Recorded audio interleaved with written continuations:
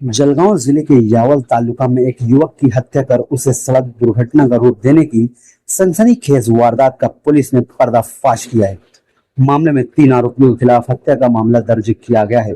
मृतक की पहचान पवन रविंद्र सोलंकी 26 वर्ष निवासी पुरन हावी तालुका यावल के रूप में हुई है।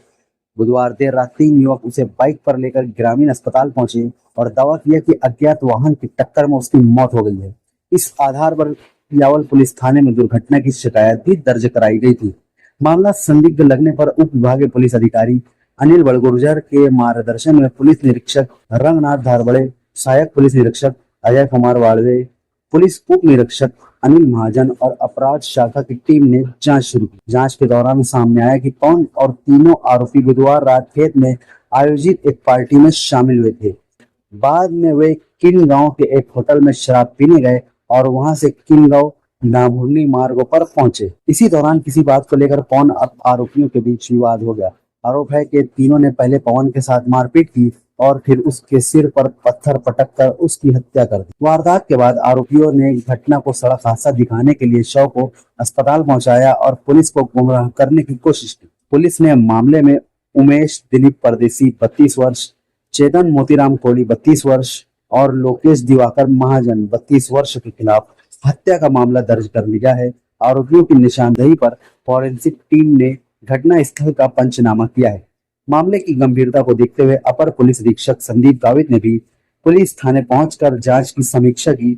आगे की जांच सहायक पुलिस निरीक्षक अजय कुमार वाड़वे और हवलदार वासुदेव मराठे, पुलिस निरीक्षक रंगनाथ धारबड़े के मार्गदर्शन में कर रहे हैं। दिनांक 18 तारखेला रात्री 2 वाजेच्या सुमारास उमेश दिलीप परदेशी जे की व्यवसायाने नागुर्ली गावात म्हणजे तोंडावी गावात राहतात आणि व्यवसायाने ते होमगार्ड देखील आहे, त्यांनी तक्रार दिली की ते लाल हॉटेलमधून जेवण करून त्याच्या मित्रासोबत जात असताना तिथं डांबोली शिवारात पाटाच्या पुलावर अपघात झाला आणि त्या अपघातात त्यांचा मित्र पवन रवींद्र सोळंकी हा वारला। अशा अपघाताची त्यांनी तक्रार दिल्याने आपण ते अपघाताबद्दल गुन्हा दाखल करण्यात आला।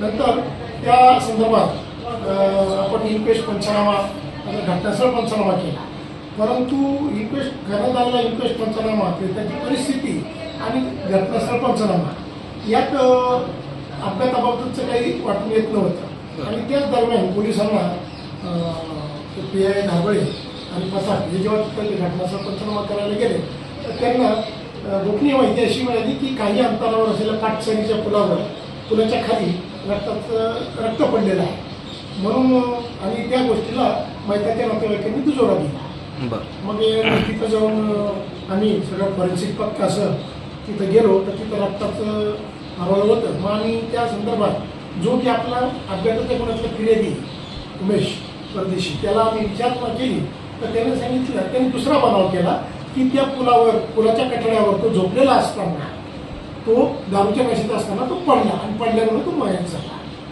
परंतु तो पडल्याने त्याला जखमा होऊ शकतात का या संदर्भात प्रत्यक्ष परिस्थिती मात्र वेगळी जाणवत होती, त्याला लागलेल्या जखमा तशा वाटून येत नव्हत्या। म्हणून आम्ही अधिक सखोल तपास केला आणि त्याबद्दल मिळालेल्या भौतिक आणि तांत्रिक पुराव्याने आम्ही आरोपितांकडे सखोल विचारणा केली तर त्यावेळी त्यांनी त्याला आरोपी उमेश परदेशी याने त्याचे मित्र चेतन कोळी आणि लोकेश महाजन यांच्या मदतीने त्याला जेवण वगैरे केल्यानंतर दारू केल्यानंतर त्याला डोक्यात दगड घालून ठार मारलं आणि पुरावा त्याला असा कांगावा केला की तो त्या पुलावरून पडून तो मयत झालेला आहे म्हणून ते पुरावा नष्ट करण्याचा प्रयत्न केला। असं आम्हाला आढळून आल्याने आज 20 तारखेला रात्री उशिरा म्हणजे सकाळी आम्ही त्या गुन्ह्याला खुनाचं वाढीव कलम लावलं आणि त्याच्यात आम्ही त्या तिन्ही आरोपींना अटक केली आहे। या गुन्ह्यामध्ये आम्ही वरिष्ठांचं मार्गदर्शन घेतलं आणि त्या मार्गदर्शनात आम्ही तपास करत असताना आणखी आम्हाला एक प्रकर्षाने लक्षात आली की याच्यात आणखी त्यांनी कट वगैरे असला असण्याची शक्यता आहे, म्हणून अधिक तपास आम्ही वरिष्ठांच्या मार्गदर्शनात करीत आहोत। या संदर्भात आम्हाला माननीय पोलीस अधीक्षक श्रीकांत दिवळे साहेब तसंच अपर पोलीस अधीक्षक संदीप गावित साहेब यांचं आम्हाला एक अनमोल मार्गदर्शन मिळालं आणि त्या अनुषंगाने एक अपघाताचा बनाव करून अपघाताचा गुन्हा झाल्याचं फिर्याद देऊन त्यातील फिर्यादीच हा मारेकरी निघाल्याचं यावल पोलिसांनी आणि पूर्व विभागाच्या यावल पोलीस स्टेशनमधील अधिकारी अंमलदारांनी PI दारवाडे PI वाढवे नंतर पोलीस हवालदार बेलदार पोलीस हवालदार मराठे आणि प्रताप यांनी त्या गुन्ह्याचा उलगडा केला आणि एक खून झाल्याबद्दलचा गुन्हा आपण उघडकीस आणून उघडकीस आणलेला आहे त्याच्यावर कारवाई केली आहे. बरं, या आरोपींना काही पोलीस कस्टडी वगैरे काही मिळाली आज? या आरोपींना 25 तारखेपर्यंत 5 दिवसाची पोलीस कस्टडी मिळालेली आहे. त्यात आम्हाला अधिकांची पुरावा जमा करणे आहे, आंतरिक भौतिक पुरावा जमा करणं आहे, मुद्देमाल रिकवर करणं आहे, तसंच इतर या गुन्ह्याचा काही कट वगैरे रचला होता काय त्या संदर्भात देखील अधिक माहिती मिळेल. गुन्ह्याचं कारण वगैरे अजून काही स्पष्ट झालेलं आहे? गुन्ह्याचं कारण तसं स्पष्ट झाल्यासारखं आहे, परंतु एक पुराव्याच्या अनुषंगाने ते आता उघड करणं थोडंसं योग्य होणार नाही, परंतु पोलीस निष्कर्ष आपण पोहोचलेला आहे. धन्यवाद. थँक्यू.